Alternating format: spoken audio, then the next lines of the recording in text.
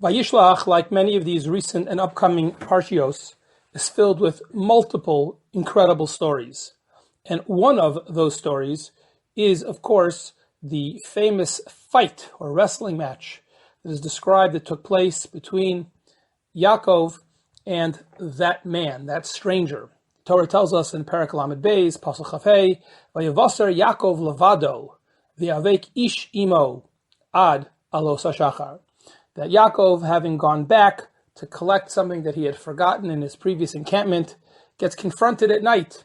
He fights throughout the night with a man, an unknown, anonymous man, and they fight until the dawn of the next day.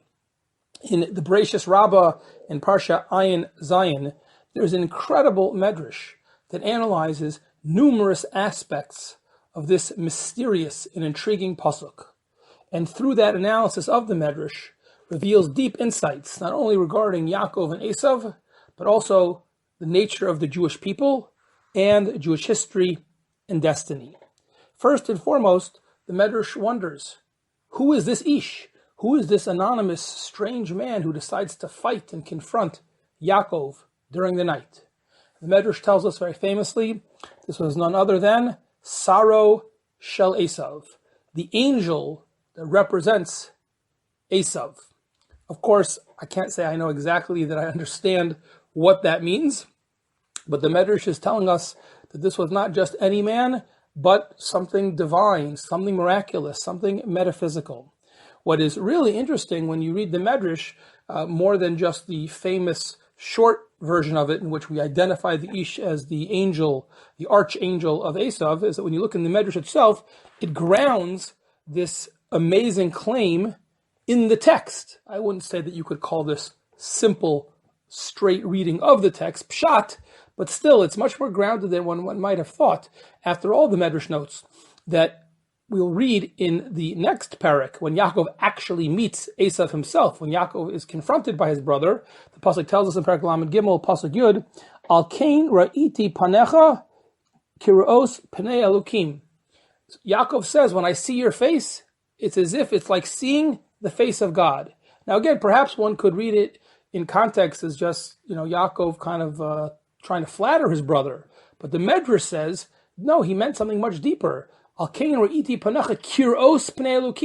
you is like looking at the face of God. That is to say that Esav resembled the archangel who represented him. If Esav was the human incarnation, so to speak, of evil confronting Yaakov in this world, the archangel, the Saro Shel Esav, apparently either physically or on some other level mirrored Esav to the point that when Yaakov looked at Esav there, says the Midrash, he felt like he was looking at the archangel and vice versa.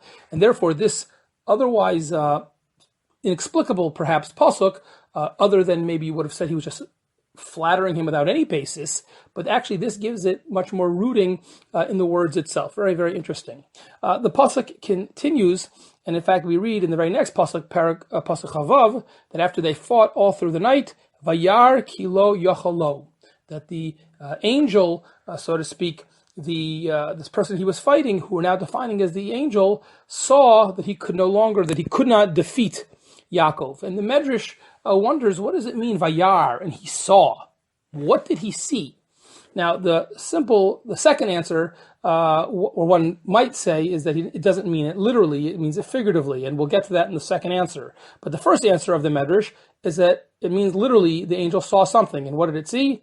It saw the Shekhinah, it saw the divine presence. And the Midrash explains this by offering a metaphor, a parable, a mashal, of a professional fighter who was in a wrestling or boxing match with the prince, with the king's son. And they're fighting back and forth, and clearly the professional boxer or fighter has the strength and the skills to defeat the prince. And when in the middle of the fight, all of a sudden this boxer recognizes and sees that it's none other than the king, standing off to the side, there to support his son. Seeing the king, reminding him of who this boy who he's fighting is, immediately the professional boxer gets scared, is in awe of the king, scared what it would mean if he would defeat the king, drops his guard, and the Midrash continues, then the prince defeats him. So too, says the Midrash, Vayar, the angel saw the Shekhinah there. He realized that Hashem was not neutral in this fight. Hashem was on Yaakov's side, and that's when he realized he could no longer win, he had no chance, and he stopped fighting. The second explanation of the Midrash is that it doesn't mean the angel actually saw anything, but he understood. What did the angel understand that we say he can't win? So again, the simple understanding is, you're fighting with someone, at some point you realize, you know what, my skills, his skills, they're more or less even, I can't defeat him. But the Midrash understands it in a more profoundly spiritual way. HaKadosh Baruch Hu, in essence, says to the angel, Yaakov has so many merits, 5 specifically, his own, his parents, that's 3, and his grandparents, Yitzchak and Rivka, that's 5. Do you really think that you can defeat him? After all, the Midrash continues, and this is actually based on a previous Midrash, you only have 2 merits, Esav. You have the merit of Kibbut Avim. Famously, Esav was good at Kibbut Avim. And you have the merit of Yishuv Eretz Yisrael. Unlike Yaakov, you never left the land of Israel. Do you really think you could defeat him? And what's so striking about this part of the Midrash is that all of the biographical merits of Yaakov, his parents and his grandparents, apply equally to Esav. And yet the Midrash is clearly assuming that Esav would not benefit from having the merit of his parents and grandparents, because as the Midrash itself said previously, this phenomenon known as zechus avos, that we have a benefit that redounds to us from our parents or grandparents, that only stands in your stead if you follow in their ways. Yaakov did, he had the benefit of his parents, his grandparents, Esav did not, and therefore, Vayar, so to speak, Esav understood, the angel understood, there's no way I can defeat him. As the pasuk, continues, that they ended up going Aralos HaShachar, the Midrash concludes that this is a metaphor for the long journey of Jewish history. They fought all night and to a standstill. Neither side defeated each other and will remain in conflict until the sun sets on this stage of history and the new dawn, the dawn of Messianic era begins. Only then will this fight finally be resolved.